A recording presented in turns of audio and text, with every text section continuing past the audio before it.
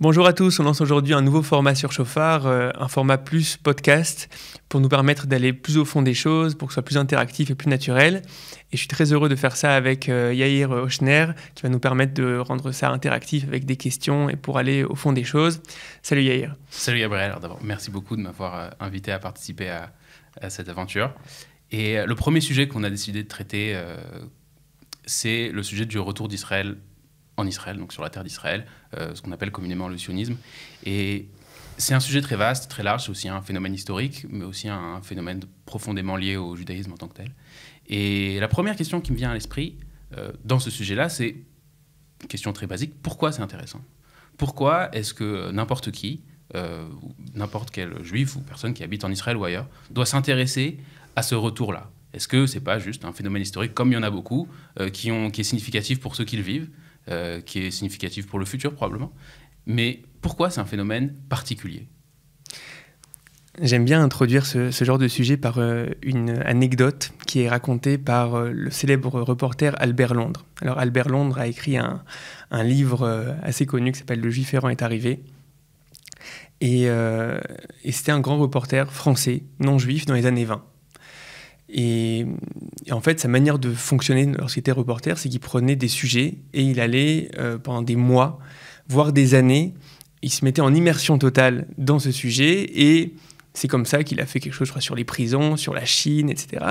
Et à un moment, dans les années 20, il dit « j'ai envie de comprendre mieux ce qu'est le monde juif ». Qu'est-ce que le monde juif, etc. Et donc on a un super livre qui s'appelle « Le Juif errant est arrivé » où, grâce à lui, on a des témoignages de à quoi ressemblait le judaïsme dans les années 20, que ce soit dans des shtetl au fond des Carpates, que ce soit dans des communautés comme Londres, Paris, etc.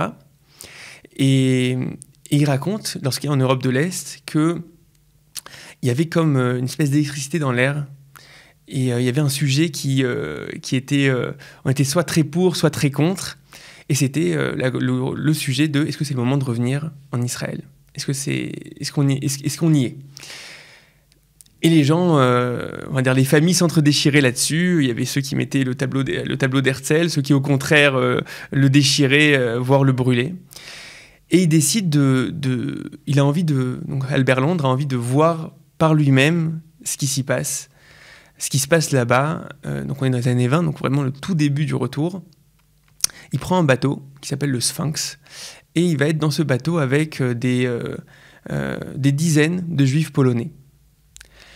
Et lorsqu'il arrive, et donc voilà, la traversée se passe relativement bien, il dit que voilà, on n'entendait pas trop les juifs qui étaient très discrets, qui étaient dans la cale, qui faisaient leur petite cuisine, etc.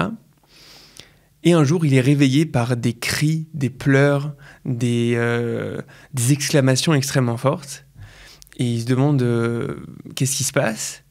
Et en fait, on voyait au loin les rives de Yafo, je crois, à l'époque, qui commençaient à se dessiner. Et il leur demande, ok, très bien, mais qu'est-ce qui se passe, quoi ? Pourquoi c'est tellement... Et il voit les personnes en pleurs, en train de crier, de s'exclamer, etc. Il dit, eux qui avaient été si discrets pendant les semaines de traversée. Et donc, qu'est-ce qui se passe ? Et là, il y en a une des personnes qui lui répond et qui lui dit... Mais vous vous rendez pas compte, l'an prochain à Jérusalem, c'est aujourd'hui. Et ce récit-là, donc l'an prochain à Jérusalem, la célèbre phrase avec laquelle on clôt à chaque fois le Seder de Pessah et l'espérance millénaire de pouvoir revenir sur sa terre, etc. Et la personne ressentait qu'elle était en train d'accomplir cet espoir millénaire. Et chaque fois... que pendant plusieurs années, j'ai accompagné des groupes de jeunes francophones qui venaient pour les vacances ou pour le bac bleu-blanc en Israël, etc. Et donc, je les guidais en Israël. Et chaque fois qu'ils arrivaient à l'aéroport, je me rappelle, je les voyais arriver et les premières questions qu'ils me posaient, c'était « Il est où le change le moins cher ? Et où est-ce que je peux acheter une clope ?» Et chaque fois, ça me faisait une espèce d'effet de contraste en disant « Ok, t'as d'un côté ce que Albert Londres nous raconte des Juifs de Pologne qui n'ont jamais vu Israël et qui vivent le retour qu'ils sont en train de faire comme quelque chose qui est l'accomplissement d'une promesse millénaire. Et de l'autre côté, j'ai une génération face à moi, et j'en fais partie, une génération qui en fait est née avec cette réalité-là, qui est quasiment habituée et qui pourrait considérer ça uniquement comme une option de vacances comme une autre. On peut aller à Juan-les-Pins, on peut aller à Miami, on peut aller en Israël. Et je pense qu'en fait, on a une certaine responsabilité. En tant que jeunes juifs qui vivons cette période-là, on a une sorte de responsabilité de réaliser qu'on est en train de vivre quelque chose qui est complètement extraordinaire dans l'histoire des peuples. Aucun peuple dans l'histoire du monde n'a réussi à survivre en exil aussi longtemps, dans des conditions si difficiles, préserver son identité, non seulement ça, mais réussir à renaître de ses cendres et réexister ou commencer à réexister sous forme de nation 2000 ans plus tard. Et non seulement ça, mais en plus réaliser des promesses qui ont toujours accompagné l'éthos de ce peuple. Pendant 2000 ans, on n'a pas cessé de dire l'an prochain à Jérusalem, on n'a pas cessé de prier pour ce retour. Et c'est en train de se faire aujourd'hui. Et pour moi, la première des responsabilités, en fait, en tant que jeunes juifs de notre époque, c'est venons, on se pose, venons, on réfléchit à ce que ça veut dire, venons réfléchir à ce que ça signifie, d'être dans cette période-là de l'histoire où il se réalise quelque chose d'aussi incroyable et d'aussi grand.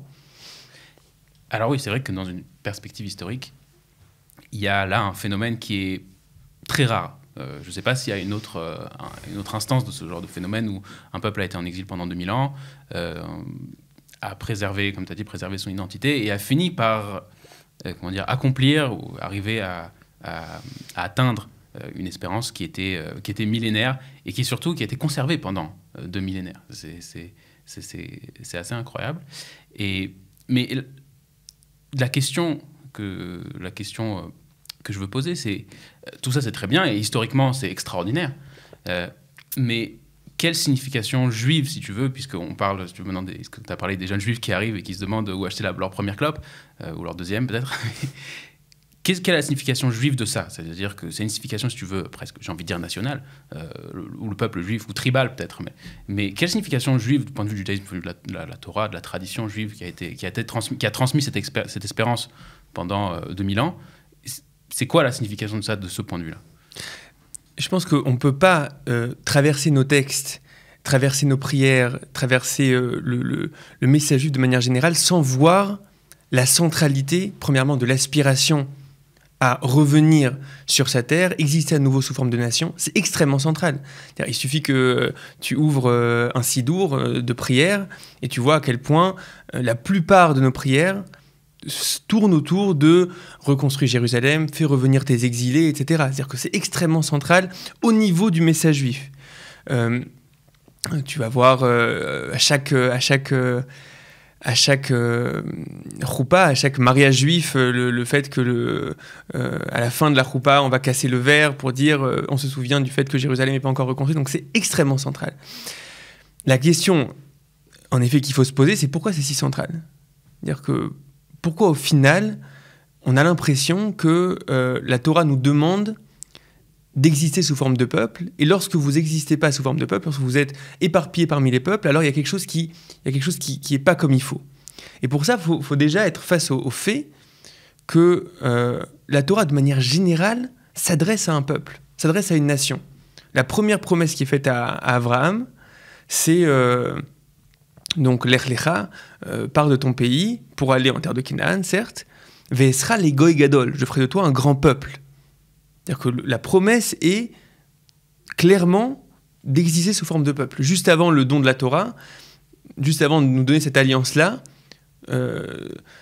Dieu définit face à Moïse le fait que Vatem tiuli mamlechet kohanim vegoy kadosh. Vous serez pour moi une nation de prêtres et un peuple saint. C'est-à-dire que comme si ce message devait exister sous forme de nation, sous forme de peuple, et pas sous forme de, je sais pas, plein d'individus qui iraient prêcher la bonne parole du monothéisme, de la morale juive, du tikkun olam, etc., mais un petit peu partout dans le monde. Mais non, vous devez exister sous forme de nation. Et juste un exemple, à mon avis, extrêmement important, c'est quand tu regardes les lois juives, c'est pas des lois qui s'adressent uniquement à l'individu. C'est des lois qui s'adressent à une société. Est-ce que tu peux donner quelques exemples ? Clairement, c'est-à-dire le fait, il y a énormément de lois qui sont de l'ordre de la gestion économique d'une société. D'accord. Il y a énormément de lois qui sont en rapport avec une réalité agricole, donc a priori qui est faite par une nation sur une certaine terre. Il y a des lois de l'armée. D'accord. Donc ce que tu vois, c'est que en réalité, le judaïsme que nous on a vécu lorsqu'on était en France, que certains peuvent limiter à des règles alimentaires, des règles, voilà, le Shabbat, les fêtes, etc., et qui, a priori, s'adressent à l'individu, c'est une version extrêmement amputée, en fait, du message. En gros, ce que je veux essayer de dire, c'est que lorsqu'on regarde de manière objective le message juif, on voit qu'il s'adresse à une nation. On voit que la dynamique de peuple, de nation, etc., est extrêmement centrale, et donc que les 2000 ans où on est en dehors de cette réalité-là est vécu par le peuple juif comme quelque chose qui est, ce qu'on appelle galout, comme c'est un exil, c'est quelque chose auquel on aspire à sortir de ça. La question, à mon avis, qui est importante à ce moment-là, c'est ok, très bien, on voit que c'est central, mais au final, pourquoi on peut moins bien jouer notre rôle sous forme d'individus ou de communautés aux quatre coins du monde, quoi. Oui, quelque part, tu peux demander, si on part du principe, et c'est ce que j'entends dans ce que tu dis, si on part du principe que le peuple juif ou le peuple d'Israël, qu'importe le nom, a un certain rôle à jouer dans l'histoire de l'humanité, pourquoi est-ce qu'il devrait le jouer en tant que nation ? Et de quelle façon ? C'est finalement une nation, on sait, d'ailleurs, les nations, je ne sais plus qui c'est qui a dit ça, mais les nations, c'est des entités qui sont en guerre permanente. Donc, c'est pas des nations les nations, c'est pas des entités qui cherchent à se faire du bien forcément les uns aux autres, mais qui sont en guerre. C'est-à-dire et donc, pourquoi est-ce qu'on devrait se demander, pourquoi est-ce que nous, on devrait participer à ce jeu-là ?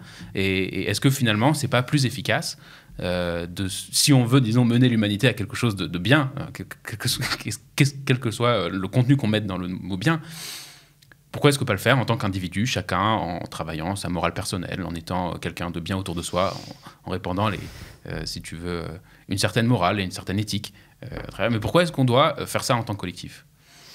Ouais, pour moi, c'est la grande question. C'est-à-dire, une fois que déjà, au niveau quasiment factuel, on a défini, et pour moi c'est la base, c'est-à-dire qu'on a défini le fait que la Torah parle à une nation, la Torah apparemment veut exister dans une réalité qui est une réalité de peuple. La question du pourquoi, à mon avis, c'est la question importante. Il y a un texte qui est assez intéressant dans Ézéchiel, je crois au chapitre 36 ou 37, qui est assez choquant. Et où là-bas, Dieu se révèle à Ézéchiel et dit de dire au peuple d'Israël que vous allez revenir en terre d'Israël après l'exil, très bien. Lo lema'an chem ani oseh, ki im lema'an shem kodeshi. Si je vous fais revenir, c'est pas pour vous, mais c'est pour mon nom. Donc c'est extrêmement interpellant parce que tu demanderais à n'importe qui, à n'importe quelle personne qui adhère au sionisme et qui adhère au fait que le peuple juif doit revenir sur sa terre, et tu lui demanderais au final quelles sont les raisons de ce retour-là, il te dirait déjà un refuge sûr, on est au début XXe siècle, il y a des pogroms, puis il y a la Shoah, etc. On a besoin d'avoir une entité qui peut nous permettre de se défendre, d'avoir un refuge, etc. D'autres personnes vont te dire, je sais pas, le plaisir d'exister parmi les siens, etc. Et je pense que tout ça, c'est juste. Mais je trouve que ce verset-là, en fait, il vient complètement... il prend un contre-pied, il dit, non, vous revenez pas d'exil, des quatre coins du monde, vous revenez pas pour vous. C'est pas quelque chose qui, finalement, est uniquement pour votre refuge ou votre bien-être en tant que peuple d'Israël. Il y a quelque chose qui est métaphysique là-dedans. Kim leman shem kodeshi. Il y a quelque chose qui est de l'ordre de mon nom, qui, lorsque vous êtes aux quatre coins du monde, ne peut pas se révéler. Alors, ça vaut le coup un petit peu de réfléchir à ce que ça signifie, en fait. Qu'est-ce que c'est un nom ? Qu'est-ce que c'est le nom de... J'allais demander, mais c'est-à-dire, c'est très bien, mais c'est très vague.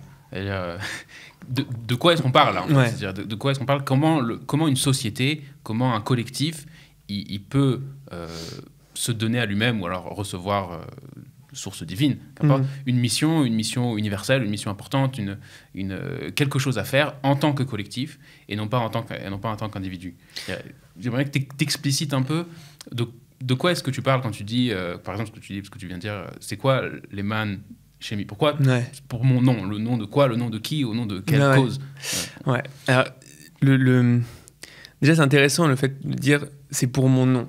Mon nom ne peut pas, d'une certaine manière, se révéler lorsque vous êtes aux quatre coins du monde. Quand est-ce que j'ai besoin d'un nom? Si je suis seul sur une île déserte, j'ai pas besoin d'un nom, n'est-ce pas? J'ai besoin d'un nom lorsque je suis appelé par quelqu'un. Donc lorsqu'on parle du nom d'Hachem, on peut essayer de comprendre de manière assez simple le fait que le nom, c'est sa capacité à se dévoiler, la capacité au projet divin de se dévoiler dans la réalité. Et il y a un moment où le nom peut peut-être ne pas apparaître, comme si il y avait quelque chose qui ne pouvait pas se faire dans le dévoilement, quelque chose qui ne pouvait pas se dévoiler. Donc en fait, ce que ça vient nous dire, c'est qu'il y a quelque chose de l'ordre du projet divin qui ne peut pas se dévoiler lorsqu'on est aux quatre coins du monde. Et lorsqu'on n'existe que sous forme d'individu ou de communauté. Et pour essayer de saisir ça, je vais te donner une espèce d'expérience personnelle en fait, que j'ai eue et qui m'a permis un peu de comprendre cette chose-là. Il y a quelques années, j'étais avec ma famille, donc je n'étais pas encore marié, j'étais avec ma famille en voyage en Chine. Et entre autres à Hong Kong. Et je me rappelle que j'avais été extrêmement choqué en fait à quel point c'était Manhattan en fait. C'était occidental complètement. Il y avait des pubs pour des Rolex sur des gratte-ciel. Il y avait... bref, c'était hyper capitaliste, hyper consommation, Il y avait des Starbucks partout, des KFC partout. Et je me suis dit, mais en fait, qu'est-ce qui se passe là? On n'est pas face à un pays qui a été colonisé de force par les États-Unis et ils ont obligé le Hong Kong ou la Chine à adopter le système de valeurs, quoi. Donc qu'est-ce qui se passe? Pourquoi il y a une telle absorption en fait d'un système de valeurs? Et ce que je pense, c'est que fondamentalement, il y a quelque chose qui est de l'ordre du mimétisme. Lorsqu'on voit un modèle qui fonctionne, lorsqu'on voit un système de valeurs qui est incarné et qui marche, alors d'une certaine manière, on dit OK, on va faire copier-coller. C'est les célèbres descriptions de l'Allemagne qui était communiste face à l'Allemagne capitaliste. Et que lorsque le mur est tombé, d'un coup, c'était assez clair, en fait. T'as un modèle qui a marché, t'as un modèle qui n'a pas marché. D'accord? Et donc, en fait, d'une certaine manière, la question, c'est est-ce qu'on est censé être le peuple du livre? Je m'explique. Est-ce qu'on est juste censé être un peuple qui vient avec un livre et qui dit, voilà, on a un système de valeurs, on a une certaine manière de voir la morale, une certaine manière de voir le divin. Regardez, c'est super. essayez ça chez vous. C'est vachement intéressant. C'est Manitou disait, un peuple de libraires. C'est-à-dire que je pense qu'on n'est pas censé être un peuple du livre, je pense qu'on est censé proposer un autre modèle de vie. Et pour vraiment proposer un autre modèle de vie, je ne pense pas que ce soit possible de le faire si ce n'est sous forme de société. C'est-à-dire que lorsque tu es un individu, ou même une communauté juive en France, aux États-Unis, etc., d'une certaine manière, tu ne peux pas fixer le système de valeurs dans lequel on va évoluer, le système culturel, tu ne vas pas pouvoir fixer l'économie du pays. Tu vas pas pouvoir fixer énormément de choses. Alors oui, tu peux essayer de fermer bien les rideaux et essayer de préserver une sorte d'identité propre. Et on a réussi à le faire pendant 2000 ans. Mais d'une certaine manière, on n'a pas proposé un modèle. Il y a un endroit où le Rav Kook dit que c'est comme si maintenant on pouvait à nouveau réouvrir la bouche en fait, sur la scène de l'histoire. À nouveau, on peut dire... On n'est pas juste le peuple du livre, on n'a pas juste plein de grandes vérités à vous dire et plein de sagesse de vie qui a l'air intéressant sur le papier, mais qui nous dit en fait, qui nous dit que c'est vraiment quelque chose qui est épanouissant, qui nous dit que c'est vraiment quelque chose qui fonctionne, qui nous dit que c'est quelque chose qui fait que la vie, non pas comme pensait Nietzsche, que la morale juive, bon, il parle de la morale judéo-chrétienne, vient étouffer les forces de vie, mais au contraire, que lorsque c'est vraiment incarné par des personnes et par une société, au contraire, c'est quelque chose qui est extrêmement fort, épanouissant, que ça va créer une société qui est une société non seulement morale, mais créative, mais connectée, etc. Tout ça, en fait, d'une certaine manière, pendant 2000 ans, on n'a pas pu jouer ce rôle d'exister sous forme de modèle civilisationnel, si tu veux. C'est-à-dire qu'on existait comme peuple du livre. On a une espèce de mode d'emploi, si tu veux, mais on ne sait pas si ça... on ne peut pas montrer que lorsque c'est incarné, lorsqu'une société vit comme ça, alors ça marche. Et si on pense que le projet de la Torah est un projet qui est au final, oui, d'être une nation qui est censée éclairer, apporter quelque chose au monde, eh ben on doit être capable de proposer un autre modèle. On doit être capable de dire quelque chose d'autre. Alors, d'abord, je dois faire une première remarque sur ce que tu as dit. C'est d'abord cette relation-là entre un modèle civilisationnel qui marche et, si tu veux, les cultures locales qui finissent par absorber, comme ce que tu as décrit à Hong Kong. C'est finalement une part énorme de l'histoire qui est du XXe siècle. Du XXe siècle, même du XIXe siècle, de la réussite de la civilisation occidentale. C'est-à-dire que, par exemple, je ne sais pas si tu as lu ce livre qui s'appelle « Le choc de civilisation » de Samuel Huntington, mais dedans, il décrit que beaucoup de civilisations, en fait, devant la réussite de la civilisation occidentale, ont décidé d'absorber non seulement la modernité, mais en plus les valeurs occidentales, pensant que c'était intimement lié, et ça s'appelle d'ailleurs le kémalisme, au nom de Kemal Atatürk, qui a transformé la Turquie en un pays laïque, en un pays moderne. Et en fait, ce que Huntington il décrit, c'est qu'au fur et à mesure, il y a le retour en force de ces identités locales qui ont été, si tu veux, piétinées par le modèle identitaire occidental avec le modèle moderne, technologique. Et donc, je pense il me semble que c'est une part immense de l'histoire. Et également, je pense que il me semble que, tu vas me dire ce que tu en penses, mais que le peuple juif, en présentant à la fois en Israël un modèle, il est aussi dans cette histoire-là, dans le sens où on a un modèle identitaire très fort qu'on a maintenu pendant 2000 ans.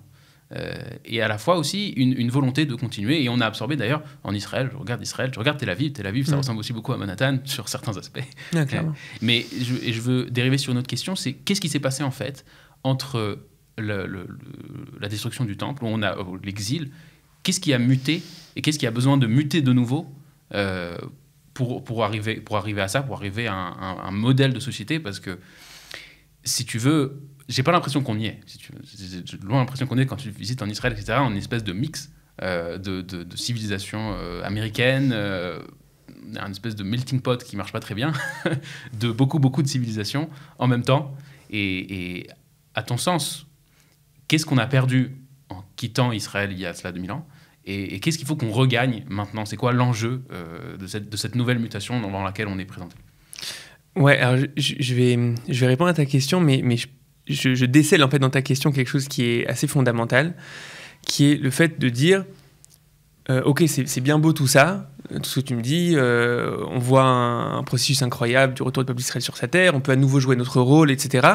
Mais ça ressemble à ça. Au final, on est dans une société, la société israélienne a plein de bugs, a plein de problématiques, etc. Et comment tu peux venir, et c'est souvent une question qui est posée face au monde sioniste religieux, quoi. Donc, le message sioniste religieux qui va dire qu'on est en train de vivre quelque chose qui est de l'ordre du début de la délivrance, du début de ce qui est écrit dans les prophètes, du retour des exilés, alors, etc. Je t'interromps, mais parce que je pense que ça vaudrait le coup en fait de faire une petite explication, une explicitation de quoi est-ce qu'on parle quand on parle de délivrance, en fait. Parce que on parle beaucoup de ça, etc. Mais a priori, dans le mot en hébreu, c'est Géoula. Mais de quoi est-ce qu'on parle quand on parle de Géoula, et pourquoi c'est lié en fait à ce qui est en train de se passer aujourd'hui, et pourquoi est-ce que, comme tu as dit, le message sioniste religieux voit dans ce qui est en train de se passer aujourd'hui, dans le retour d'Israël sur sa terre, comme une partie de ce processus-là. Avant de se demander qu'est-ce qui ne va pas, parce que c'est vrai qu'il y a plein de choses qui ne vont pas, et je suis tout à fait d'accord, de quoi est-ce qu'on parle? Est-ce que tu peux nous ouvrir ce concept? Je pense que c'est vachement important de l'ouvrir parce qu'au final, une grande partie de aujourd'hui des discussions qu'il y a entre les différentes parties du monde juif, que ce soit la partie qu'on va appeler orthodoxe Haredi ou la partie sioniste religieux, etc., ça va être, est-ce qu'on peut parler de notre époque comme une époque qui est début de Géoula, donc début de délivrance ou pas, etc. Et déjà, je pense qu'il faut dire que avant de rentrer dans les sources, il y a une espèce d'intuition profonde dans le peuple d'Israël qui est une intuition de le monde va vers quelque chose qui est immense, vers quelque chose qui est extrêmement grand, avec d'autres qualités d'être, avec quelque chose auquel on aspire extrêmement, quelque chose que certaines personnes pourraient appeler de messianique, utopique, etc. Alors vraiment une réalité réparée, une réalité augmentée, une réalité réparée si tu veux. Et je pense que cette intuition-là, elle est extrêmement juste et elle est extrêmement juive. Pour autant, c'est assez intéressant de voir lorsque on regarde dans nos sources et qu'on essaie de définir qu'est-ce que la notion d'exil et qu'est-ce que la notion de Géoula, de délivrance. Par exemple, une des sources que j'aime citer, c'est le Maharal de Prague dans Netzach Israël, un de ses livres centraux, au premier chapitre. Il va définir qu'est-ce que l'exil et donc qu'est-ce que la délivrance. Et il définit en 3 critères. Le premier critère de l'exil, c'est le fait d'être en dehors de la terre d'Israël. Le deuxième critère, c'est le fait d'être dispersé. Le troisième critère, c'est d'être sous le joug d'autres peuples. Okay ? Donc pas autonome. D'accord ? Donc, 3 définitions de qu'est-ce que l'exil. D'après ça, il dit, donc qu'est-ce qu'on peut appeler délivrance? C'est lorsque le peuple juif est sur sa terre, qu'il n'est plus sous le joug d'autres nations et qu'il est rassemblé. D'accord? Donc on a ici une définition qui est une définition assez simple, en fait, qui n'est pas en train de dire que la notion de Géoula et de délivrance, c'est uniquement lorsque tout ira bien et qu'il n'y aura plus de maladies sur Terre et qu'il n'y aura plus de guerre sur Terre, etc. C'est tout simplement... Mais c'est de ça qu'on parle, je t'interromps, mais c'est de ça qu'on parle. C'est-à-dire, au bout, si tu veux, du procédé de la Géoula, on va dire, c'est de ça qu'on parle. C'est-à-dire, c'est sûr que ce que tu viens de décrire, c'est quelque chose de très, si tu veux, ça me touche. En tant que juif, c'est sûr, j'ai pas envie d'être dispersé, sous le joug de personne d'autre. J'ai envie d'avoir ma politique et pas être soumis à une politique étrangère. Mais au bout du compte, ce qu'on appelle la Géoula, c'est peut-être quelque chose qui est aussi plus grand que ça.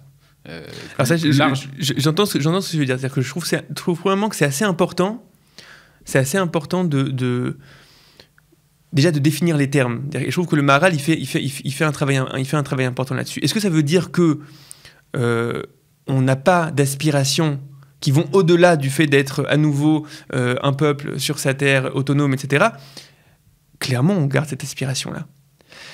Et je pense que un des messages qui est assez central dans la pensée du Rav Kook en particulier, c'est le fait de dire il y a ici quelque chose, le fait que le peuple d'Israël se réveille, arrive à retrouver les forces après 2000 ans de revenir sur sa terre. Le fait qu'il y ait ce processus-là qui se passe, c'est comme si il y avait une espèce de naissance. Et lorsqu'il y a une naissance, t'es pas en train de te suffire de ce qu'il y a. Okay, tu n'es pas en train de te dire, voilà, le nourrisson qui vient de naître, c'est tout ce qui sera. Je dis, mais il y a maintenant ici quelque chose qui va grandir, qui va mûrir, et il y a toutes sortes de qualités d'être qui vont venir et qui vont se révéler. Le simple fait que, à nouveau, le peuple d'Israël revienne, réexiste sous forme de non dispersée, c'est comme si, dans une solution chimique, tu as tous les éléments qui sont à nouveau en présence, ou dans une recette, tu vois, il y a tout qui est à nouveau dans la marmite, et donc petit à petit, il y a quelque chose qui va prendre. Il y a quelque chose qui va prendre. C'est-à-dire que c'est une espèce de vision qui est une vision beaucoup, beaucoup plus progressive. Là, c'est important, à mon avis, il y a souvent une vision, chez pas mal de personnes, que l'ère messianique, etc., c'est quelque chose qui va arriver d'un coup. et ce qu'ils appellent la Géoula, la délivrance, quelque chose qui va arriver d'un coup, etc. Et on a beaucoup de sources qui ne vont pas dans ce sens-là. Le célèbre Gemara dans le Talmud de Jérusalem, dans le traité de Brachot, où tu as deux sages, Rabbi Chia Rabba et Rabbi Shimon ben Chalafta, qui étaient en train de marcher dans la région de Tibériade, et l'un des deux montre le lever du soleil et dit « Regarde, la délivrance d'Israël se fera de la même manière qu'un lever de soleil, kim'a, petit à petit. » Donc on voit dans nos sources que c'est pas forcément la notion de délivrance et cette espèce de volonté utopique que tout soit réparé d'un coup, etc. C'est pas forcément c'est pas forcément clair dans nos sources. Dans nos sources, on voit aussi une vision qui est une vision beaucoup plus progressive et qui au final donne beaucoup plus de place à l'homme, c'est-à-dire que et à nos efforts. C'est-à-dire on doit revenir. Et on doit reconstruire, et on doit faire en sorte que cette réalité-là qu'on cherche à reconstruire, qui est imparfaite, la réparer petit à petit, faire en sorte qu'elle soit fidèle à ce qu'elle doit être, etc. Et il y a quelque chose de progressif, et c'est le point important que je veux signifier ici, c'est dans le discours sioniste religieux, qui est souvent vécu comme naïf, vous voyez que ce qu'il y a de bien dans la réalité du retour du peuple d'Israël sur sa terre, etc. Moi, j'ai jamais rencontré dans la pensée du Rav ou quoi que ce soit, qui se suffit de la réalité présente d'Israël. C'est juste que c'est dire évidemment qu'on a l'aspiration de quelque chose de beaucoup plus réparé, de beaucoup plus élevé, mais ça passe par ça. Il y a eu une naissance et ça va grandir, et ça va grandir grâce à nous aussi, et on n'a pas envie de passer à côté. On n'a pas envie de dire ok, tant que c'est pas exactement comme j'ai envie que ce soit, alors ça veut dire qu'il s'est rien passé, que les 6 millions de Juifs qui sont revenus sur leur terre, c'est pas encore ça.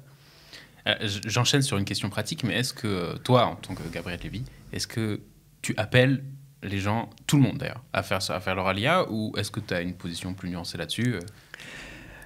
Ok, donc tu me... Je pose la question directement. Les gens qui nous écoutent veulent peut-être savoir s'ils doivent maintenant faire leur valise. Moi, je pense que c'est important d'évoluer dans une conception qui est une conception où on vit une époque incroyable. Lorsque je vois mes enfants jouer à Jérusalem, je suis face à un verset du Tanakh qui dit à nouveau les enfants pourront jouer dans les rues, etc. On est en train de vivre quelque chose qui est complètement dément, complètement incroyable, extraordinaire. Il n'y a pas de vision plus juive que de voir qu'il y a un souffle derrière l'histoire et que ce qui est en train de se passer, c'est pas anodin. Et on voit là-dedans quelque chose qui est providentiel. On voit qu'on a à nouveau la possibilité de jouer un rôle sous forme de peuple et qu'on doit construire ça. Après, est-ce que chaque personne... est-ce que c'est le bon moment? Est-ce que quelqu'un qui a 45 ans et 5 enfants et qui ne sait pas exactement s'il va pouvoir subvenir aux besoins de sa famille, et s'ils doivent venir dès aujourd'hui, dès demain, etc. Je ne rentre pas dans le compte bancaire des gens. Et je ne suis pas en train de dire ça, mais je suis en train de dire que, oui, à mon avis, lorsque tu es un père, tu dois maintenant véhiculer ça à tes enfants, qu'on vit une période qui est spéciale. On n'a pas le droit à mon avis, on n'a pas le droit de passer à côté. Et est-ce que moi, je peux le faire? Est-ce que ce sera mes enfants qui seront capables de le faire, etc. À la limite, c'est pas ça ce qui importe. C'est dans quelle conception, aujourd'hui, on éduque le monde juif en diaspora. Et il n'y a rien de plus douloureux pour moi d'écouter un certain message, des fois rabbinique, en diaspora, qui va pouvoir prétendre que, au contraire, le judaïsme doit jouer son rôle en France, qu'on a un rôle à jouer dans la cité en France, etc. Et désolé, mais je ne vois pas de place à ce discours-là dans nos sources. Je vois dans nos sources, au contraire, une volonté permanente de pouvoir jouer à nouveau notre rôle sous forme de nation et de pouvoir être un phare sous forme de nation. Alors, très bien, j'aimerais bien... la question que je vais poser, je vais la poser en fait dans deux axes. À la fois dans l'axe historique, en disant souvent ce que tu vas entendre, comme tu dis, du discours rabbinique qui contredit ça, de dire tout d'abord, Israël, le retour d'Israël, le sionisme, même ça a été un mouvement laïque au fond, mené par des gens laïques, voire même souvent en opposition et en conflit avec les mouvements religieux qui les accompagnaient, l'histoire de l'organisation. Il y a eu un grand conflit entre ce qu'on appelle la Agudat Israël, donc c'est l'organisation du judaïsme orthodoxe de l'Europe de l'Est, contre l'organisation sioniste. Et il y a eu des énormes conflits. Et le deuxième axe, donc ça c'est une première chose, c'est que finalement, est-ce que le fait que le sionisme, ça a été quelque chose qui a été mené historiquement par des gens laïcs, ça n'a peut-être pas de place dans un discours juif accroché à la tradition. Et dans le deuxième axe, mais qui finalement se rejoint, c'est aujourd'hui encore, Israël, en tant que réalité étatique, ça a un fonctionnement laïque, pas parler de politique ni du gouvernement, mais voilà, c'est-à-dire toute personne qui est attachée à la tradition, il regarde un peu ce qui se passe en politique et comment, si tu veux, l'État d'Israël fonctionne, ne voit pas là un fonctionnement spécifiquement juif. Donc toi, Gabriel, qu'est-ce que tu dis à ce niveau-là ? Moi, ce que je pense, c'est que je comprends très très bien les hésitations que le peuple juif et que les grands du peuple juif ont eues fin 19e siècle, début 20e siècle. Et vraiment, je comprends des gens qui avaient une responsabilité énorme sur des communautés, sur un monde juif qui arrivait à survivre d'une manière ou d'une autre, etc. Tu avais quelque chose qui commençait à fonctionner en terre d'Israël, qui nous dit que ça allait marcher. Il n'y avait pas du tout encore d'horizon clair d'avoir une autonomie. On était encore sous l'Empire ottoman, etc. Et donc, je ne sais pas exactement si j'avais eu la responsabilité qu'ont eu des gens comme Rabbi Chaim Brisk, etc., fin 19e siècle, de dire aux gens « est-ce que c'est le moment de partir ou pas le moment de partir ?» Je ne sais pas exactement ce que j'aurais fait, parce qu'en effet, on était face à quelque chose qui est pas clair. Et est-ce que c'est le moment, est-ce que c'est pas le moment, etc. Et il fallait vraiment avoir une espèce de sens de l'histoire, comme certaines personnes, le Rav Kalischer, Rabbi Yehoshua Mikoutna, le Rav Kook, etc. Tu as une très belle lettre de Rabbi Yehoshua Mikoutna qui dit « Le fait qu'on voit que ce réveil-là de retour à Sion ne se fait pas juste dans une communauté ou dans une catégorie sociale, mais se fait chez les pauvres, chez les riches, chez les Juifs d'Europe de l'Est, chez des Yéménites, etc. Le fait qu'il y a comme ça un réveil d'un petit peu partout, il y a forcément un souffle qui vient d'en haut, en fait. Tu vois, le fait que ce soit un réveil qui, d'une certaine manière, qui touche tout le monde au même moment, d'une certaine manière. C'est-à-dire que tu as des Juifs qui sont revenus du Yémen au début du XXe siècle, quoi. Donc je comprends qu'au fin 19e et début 20e siècle, vraiment, on se posait des grandes questions, essentiellement, c'est le moment, le fait que ce soit qu'une partie du projet sioniste, pas tout, mais une partie du projet sioniste était portée par des laïcs, etc. Mais il y a un très beau récit que j'aime bien du Rav Soloveitchik, le Rav Yosef Dov Soloveitchik, qui est donc le petit-fils de Rabbi Chaim Brisk, qui était farouchement opposé au retour d'Israël au fin 19e siècle, farouchement opposé au sionisme. Et le Rav Yosef Dov Soloveitchik, donc plus dans les années 50 et 60, lui, il va plus adhérer au sionisme, au fait que le peuple juif doit revenir en Israël à ce moment-là. Et il se pose la question, il dit, qu'est-ce qu'aurait pensé mon grand-père maintenant ? Et il dit, pendant des nuits, j'ai pas dormi avec cette question-là, et je suis arrivé au fait que c'est sûr que mon grand-père, aujourd'hui, dirait des choses différentes. À l'époque où Rabbi Chaim Brisk parle, les Juifs d'Europe de l'Est, c'est 10 millions de personnes. D'accord ?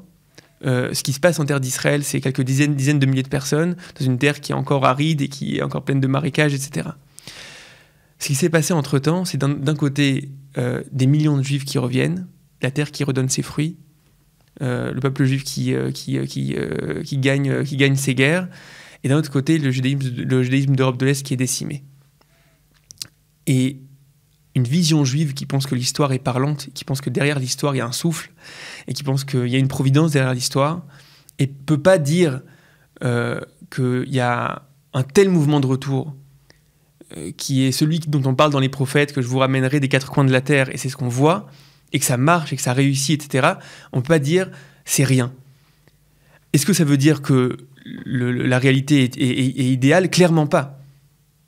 Mais à nouveau, on est dans une vision qui est une vision beaucoup plus progressive, d'accord ? Il y a quelque chose d'incroyable qui est en train de se passer, et on a un rôle énorme à jouer à nos générations, on a besoin de chacun, en fait, d'une certaine manière.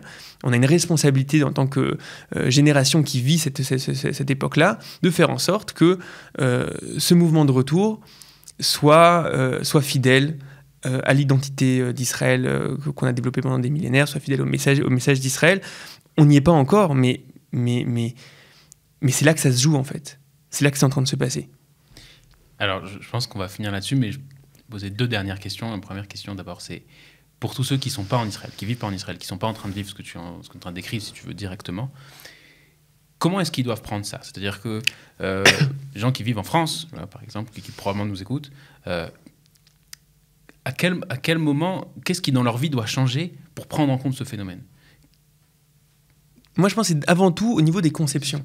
Au niveau des conceptions, c'est réaliser qu'on est en train de vivre quelque chose qui est incroyable, qui est la réalisation des paroles de nos prophéties, que fondamentalement, le rôle que la Torah donne au peuple juif ne peut pas se réaliser sous forme d'individus et de communautés, et que là, on peut à nouveau commencer à réexister sous forme de nation et à faire émerger quelque chose qui ne pouvait pas émerger pendant 2000 ans. Et qu'on a besoin de ces forces-là, des 4 coins du monde qui viennent et qui apportent leur richesse et qui apportent, à chaque fois je me rappelle des discussions avant de faire mon alliage, j'avais des discussions avec ma famille qui était contre, etc. et qui justement me disaient tous les problèmes qu'il y avait en Israël, et je me rappelle que déjà à 17 ans je leur disais, écoutez, s'il y a des problèmes, alors on a besoin de gens bien pour venir et réparer les choses. Il y a des problèmes, mais c'est les nôtres, au final. C'est à nous de les réparer. Donc, avant tout, c'est une prise de conscience, à mon avis.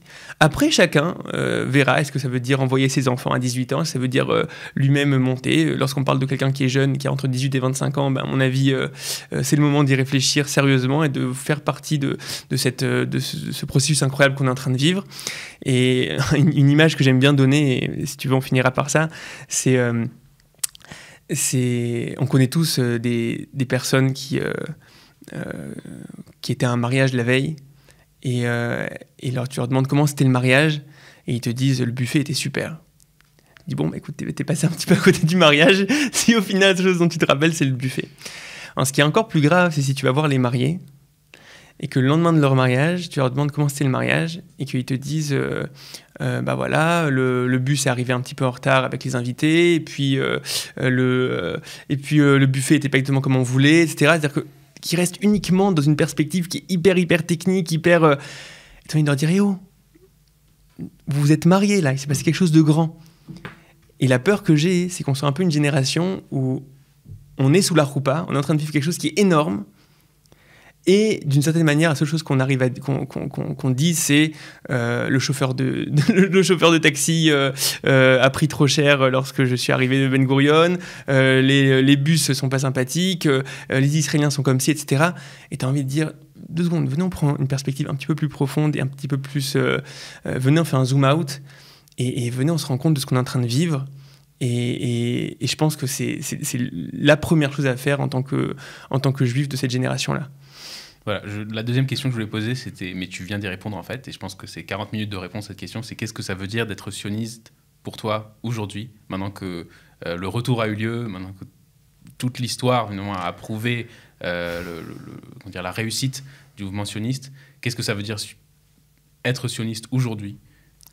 C'est être conscient du caractère extraordinaire de ce qu'on est en train de vivre et vouloir contribuer à faire grandir, faire mûrir ce processus-là. Personne ne dit que ce processus-là est terminé. Personne ne dit que la réalité d'Israël telle qu'elle est parfaite, utopique, ce à quoi on aspire, etc. Et les niveaux d'être auxquels on aspire, c'est sûr qu'on n'y est pas encore, mais c'est là que c'est en train de se passer et on a besoin maintenant de toutes nos forces, de toutes nos réflexions pour arriver à faire mûrir ce processus-là et construire cette réalité-là. Bah, très bien, je crois que c'est un bon moment pour conclure. Merci Gabriel. Merci beaucoup Yair, à très vite.